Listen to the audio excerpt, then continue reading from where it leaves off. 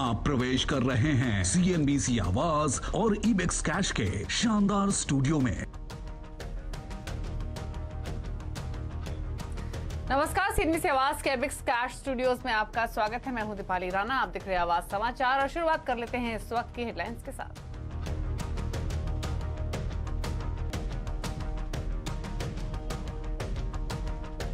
Tata group हो सकता है एयर इंडिया का नया महाराजा, अगले कुछ दिनों में हो सकता है ऐलान मुमकिन। सरकार बोली इंतजार करें, फैसला फाइनल होने पर देंगे जानकारी।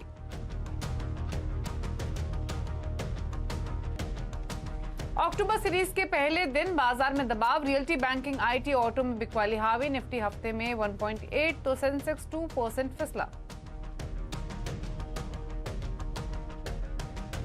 प्रधानमंत्री मोदी ने किया स्वच्छ भारत मिशन फेज 2 लॉन्च, कहा शहरों से हटेंगे कूड़े के पहाड़।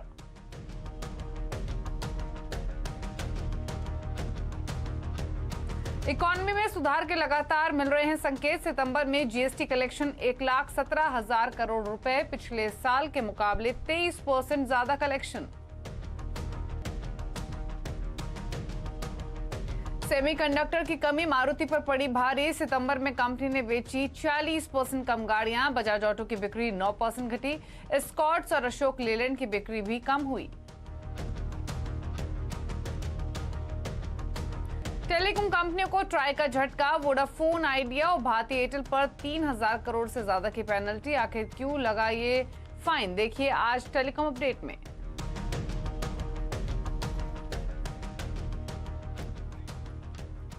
आप देख रहे हैं आवाज समाचार और शुरुआत करेंगे एयर इंडिया से जुड़ी अपडेट्स के साथ। एयर इंडिया के डाइवेस्टमेंट को लेकर जोरदार हलचल शुरू हो गई है। सूत्रों के मुताबिक टाटा रेस में सबसे आगे है और इसका मालिकाना हक किसे मिलेगा, इसका ऐलान जल्द किया जाएगा। हालांकि सरकार का कहना है कि प्रक्रिया अभी भी चल रही है और मीडिया में चल रही खबरें गलत है। ज्यादा डिटेल्स लेते हैं अपने संवाददाता रोहन सिंह से।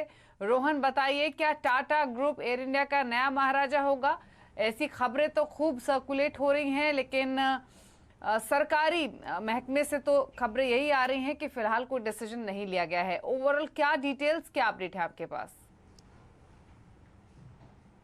जी, अब तक की जो स्थिति है वो ये है कि महज औपचारिकता भर रह गई है। जो बिड्स किए गए थे उन्हें खोला जा चुका है और 2 बिड्स थे उसमें, और जो टाटा की जो बिड थी वो सबसे ज़्यादा रही है और इस बात की पूरी संभावना है कि टाटा को ही एयर इंडिया का मालिकाना हक मिलेगा, वही उसका नया मालिक होगा।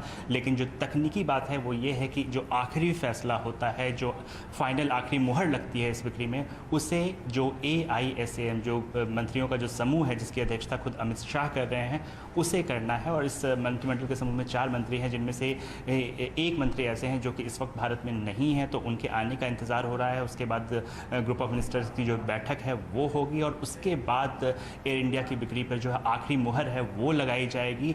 लेकिन अब तक जो सूत्र बता रहे हैं कि टाटा के जो बिड है वो काफ़ी ज़्यादा रहा है स्पाइस जेट के जो अजय सिंह हैं उनकी बिड के मुकाबले, और इस बात की पूरी संभावना है कि एयर इंडिया टाटा को ही जा रहा है। लेकिन हमें अगले 3-4 दिन और इंतज़ार करना पड़ेगा, जब सारे मंत्री दिल्ली में होते हैं और जब उनकी बैठक होती है उसके बाद ही एयर इंडिया की जो बिक्री है उस पर आखिरी मुहर लगने की संभावना है।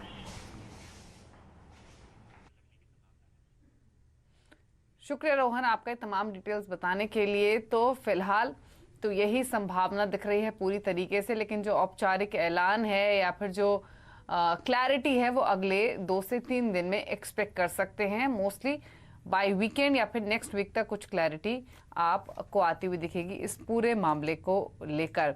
लेकिन बड़ा सवाल ये है कि क्या एयर इंडिया करेगी टाटा के साथ टेक ऑफ? क्या आज आवाज अड्डा में इसी पर इनफैक्ट हम एक बड़ी चर्चा करेंगे 5:57 पर।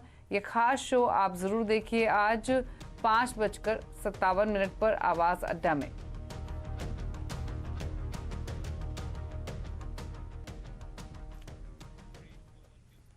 और अब बात कोविड अपडेट की। कोरोना के नए नंबर में गिरावट के बाद एक बार फिर तेजी आई है। पिछले 24 घंटे में 26,000 से ज्यादा नए कोरोना केस सामने आए हैं।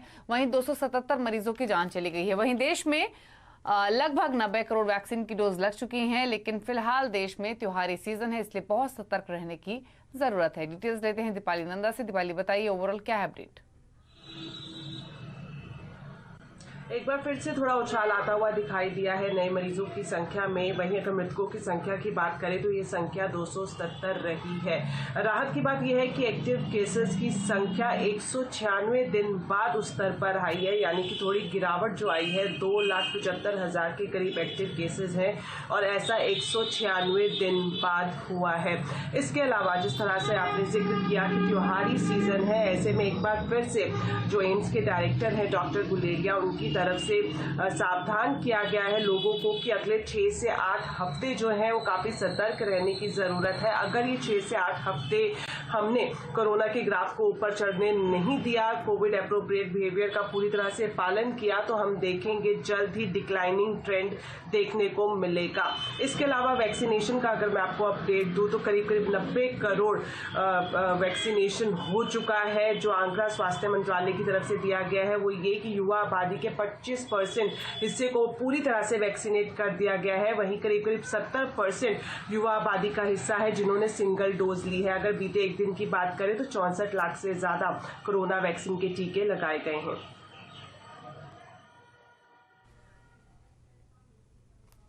ठीक है, शुक्रिया आपका दीपाली पूरा अपडेट बताने के लिए।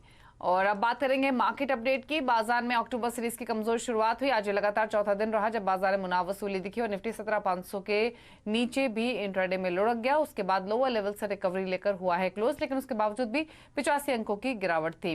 दबाव आज था रियल्टी, ऑटो, टेलीकॉम स्टॉक्स में। हालांकि ऑटो में कुछ सिलेक्टिव पॉकेट्स थी, सिलेक्टिव शेयर्स थे जो कि मोमेंटम दिखा रहे थे। अंकों के लिहाज से निफ्टी में 85 अंकों की गिरावट रही। मेटल, फार्मा, तेल, गैस और पावर स्टॉक्स में हल्की खरीदारी आज देखने को मिली। वहीं इस हफ्ते की अगर पूरी बात करें तो निफ्टी ऑलमोस्ट 0.25%, सेंसेक्स 2% फिसल गया और निफ्टी में बैंक में भी 0.2% की गिरावट देखने को मिली। मिड कैप इंडेक्स 0.1% चढ़ा है। तो मिड कैप्स में थोड़ी खरीदारी दिखी है, अदरवाइज बाकी इंडाइसेस दबाव के साथ 1.5 से 2% की कमजोरी के साथ हुए हैं बंद। और अब बात करेंगे वैक्सीन की। कोरोना से जंग में हमारी खास मुहिम Sanjeevani a shot of life टीकाकरण को लेकर नेटवर्क 18 और फेडरल बैंक के जागरूकता मुहिम Sanjeevani a shot of life Bharat के उन जिलों में जागरूकता फैलाने का काम कर रही है जिन पर कोविड-19 का सबसे ज्यादा असर हुआ है। लेकिन उन लोगों के बारे में कौन सोचेगा जो टीकाकरण केंद्रों तक नहीं पहुंच पा रहे हैं। जमीनी स्तर पर मौजूद हमारी टीम ने ऐसे ही एक पति पत्नी की काउंसलिंग की और उन्हें टीका लगवाने के लिए भी तैयार किया। सिर्फ इतना ही नहीं, संजीवनी की टीम ने उन्हें टीकाकरण केंद्र तक पहुंचाया जहां उन्हें टीके की पहली खुराक दी गई। आइए देखिए ये खास रिपोर्ट।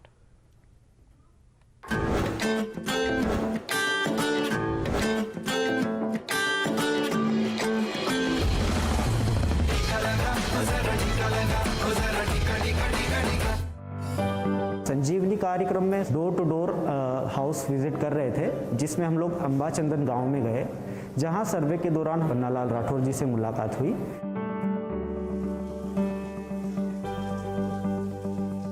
परिवार में जो पन्नालाल जी की पत्नी हैं, उनको कमर में रोड डली हुई थी और वो चलने की स्थिति में नहीं थी। और पन्नालाल जी जो थे, पन्नालाल जी को भी पैरालिसिस था और इलाज नहीं करवा पा रहे थे वो तकरीबन 3 मंथ से, और उन्होंने अभी तक वैक्सीनेशन भी नहीं करवाया था उन लोगों ने अपना। और परिवार के लोगों को फिर हम लोगों ने मोटिवेट किया, उनको समझाया कि आप कोविड का टीका लगवाइए, क्योंकि कहीं ना कहीं ये आपकी बॉडी में अगर कोविड होता है तो टीका लगवाने से आप सुरक्षित रहेंगे उसमें। उसके बाद फिर हम लोगों ने उनको बताया कि हम लोग आपको जो है सेंटर तक अगर जाने में आप सक्षम नहीं हैं तो हमारी संस्था की जो गाड़ी है संजीवनी वैन, उससे हम लोग आपको सेंटर तक लेकर के जाएंगे और वैक्सीनेशन आपका करवाएंगे। संजीवनी संस्था के आदमी पंचायत में आए थे, वहाँ से गाड़ी लेके आए और गाड़ी में बैठा के ले गए और वहाँ टीका लगाया और वापस बैठा के लाए और फिर घर पर छोड़ के गए। बहुत बहुत धन्यवाद जिन्होंने टीका का लगवाया और बहुत सहयोग किया उन्होंने। संजीवनी गाड़ी आई थी, हमको ले गए, इंजेक्शन लगाया और घर पे छोड़ के गए। अच्छे से गए और घर पे आके दवा गोली भी दे के गए। उनकी दुआ से हम इंजेक्शन लगाए।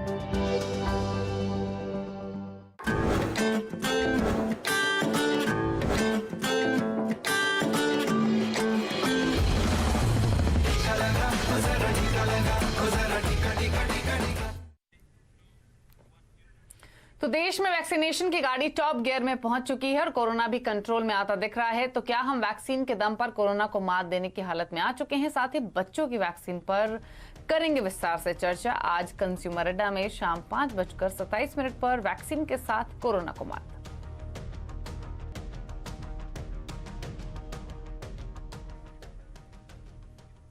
और अब बात करेंगे टेलीकॉम सेक्टर में हो रही हलचल की। दूरसंचार विभाग ने भारती एयरटेल और वोडाफोन आइडिया को झटका दिया है। दूरसंचार विभाग ने दोनों कंपनियों के ऊपर 3050 करोड़ रुपए की पेनल्टी लगाई है। कंपनियों ने रिलायंस जियो को पॉइंट ऑफ इंटरकनेक्शन नहीं दिए थे और उसी से रिलेटेड ये पूरी डेवलपमेंट है। देखिए रिपोर्ट।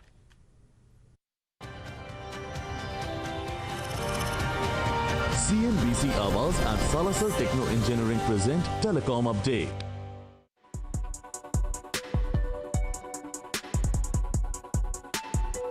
राहत पैकेज मिलने के बाद राहत की सांस ले रही कंपनियों को दूरसंचार विभाग ने एक बार फिर झटका दिया है। दूरसंचार विभाग ने एयरटेल और वोडाफोन आइडिया पर 3050 करोड़ की पेनल्टी लगाई है। भारती एयरटेल पर 1050 करोड़ तो वोडाफोन आइडिया पर 2000 करोड़ की पेनल्टी लगी है। कंपनियों को ये रकम 3 हफ्ते में ही चुकानी होगी। दरअसल 2016 में रिलायंस जियो ने अपनी सेवाएं शुरू की थी, लेकिन इन दोनों ही कंपनियों ने रिलायंस जियो को पॉइंट ऑफ इंटरकनेक्शन नहीं दिए थे, जिसके चलते सेवाओं की गुणवत्ता प्रभावित हुई थी। इसे लेकर टेलीकॉम रेगुलेटर TRAI ने 2016 में ही पेनल्टी लगाने की सिफारिश की थी। देखिए, DOT ने बिल्कुल ठीक करा ये पेनल्टी इम्पोज करके। ये एक बहुत ही इम्पोर्टेंट रेगुलेटरी इशू है। TRAI ने ये पेनल्टी उस समय इम्पोज करी थी जब इनकम्बेंट ऑपरेटर ने एक नए ऑपरेटर की एंट्री को ब्लॉक करने की कोशिश करी। हालांकि 2016 में ट्राई की सिफारिशों से दूरसंचार विभाग की कमेटी सहमत नहीं थी, लिहाजा कमेटी ने दोबारा से ट्राई से राय मांगी। ट्राई ने अपनी सिफारिशें दोबारा दोहराई और नवंबर 2019 में डिजिटल कम्युनिकेशन कमीशन ने भी कंपनियों पर पेनल्टी लगाने को हरी झंडी दे दी। 2 साल तक दूरसंचार विभाग इसे टालता रहा, लेकिन अब इन सिफारिशों को मंजूरी दे दी गई है। मेरा सोचना है कि ये कंपनियां जरूर TDSAT में जाकर इसके अगेंस्ट अपनी अपील फाइल करेंगी और चैलेंज करेंगी और TDSAT सारे मुद्दों को पूरी तरह से मेरिट्स के बेस पर देखेगा और एक सही निर्णय देगा। अब दोनों टेलीकॉम कंपनियां इस पेनल्टी को TDSAT में चुनौती देने की तैयारियां कर रही हैं। कुल मिलाकर AGR की तरह ही ये मामला भी अब कई सालों तक कोर्ट कचहरी के चक्करों में उलझता नजर आ रहा है। असीम मनचंदा, दिल्ली।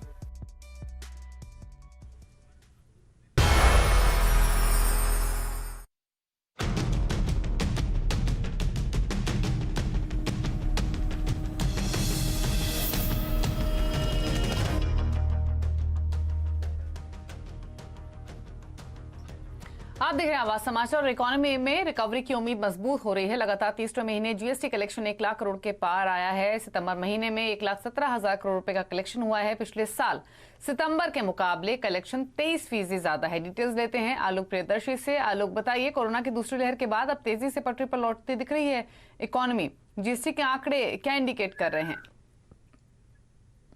बिल्कुल, देखिए, GST के आंकड़ों से साफ लग रहा है कि जो दूसरी कोरोना की लहर आई थी जून महीने में, जब GST कलेक्शन 1 लाख करोड़ रुपए से कम हो गया था, उसके बाद से लगातार रिकवरी हुई है और उसके बाद से लगातार ये तीसरा महीना है जब GST कलेक्शन 1 लाख करोड़ रुपए से ज्यादा आया है। पिछले महीने अगस्त में भी 1,12,000 करोड़ रुपए का कलेक्शन हुआ था और इस महीने सितंबर महीने में 1,17,000 करोड़ से ज्यादा का कलेक्शन आया है। ये कुल मिलाकर आंकड़े बता रहे हैं कि अर्थव्यवस्था में रिकवरी तेज गति से हो रही है, अर्थव्यवस्था आगे बढ़ रही है और आने वाले दिनों में ये जो GST कलेक्शन की रफ्तार है और बढ़ेगी, क्योंकि सरकार GST काउंसिल में एक डिसीजन आया है। उस डिसीजन के मुताबिक आने वाले दिनों में और भी रेवेन्यू कलेक्शन जुटाने के तरह तरह के नए उपाय ढूंढे जाने हैं। तो सरकार का पूरा फोकस रेवेन्यू कलेक्शन को बढ़ाने पर है और आने वाले दिनों में और भी कलेक्शन ज्यादा देखने को मिल सकता है। शुक्रिया आलोक, ये आंकड़े बताने के लिए। तो GST कलेक्शन में जो रिकवरी दिखी है ये एक अच्छा संकेत है इकोनॉमी के हिसाब से। चलिए, इसी के साथ इस बुलेटिन में तो इतना ही। लेकिन खबरों पर लगातार अपडेट के लिए CNBC आवाज से जुड़े रहिए, ट्विटर, फेसबुक, यूट्यूब के जरिए। नमस्कार।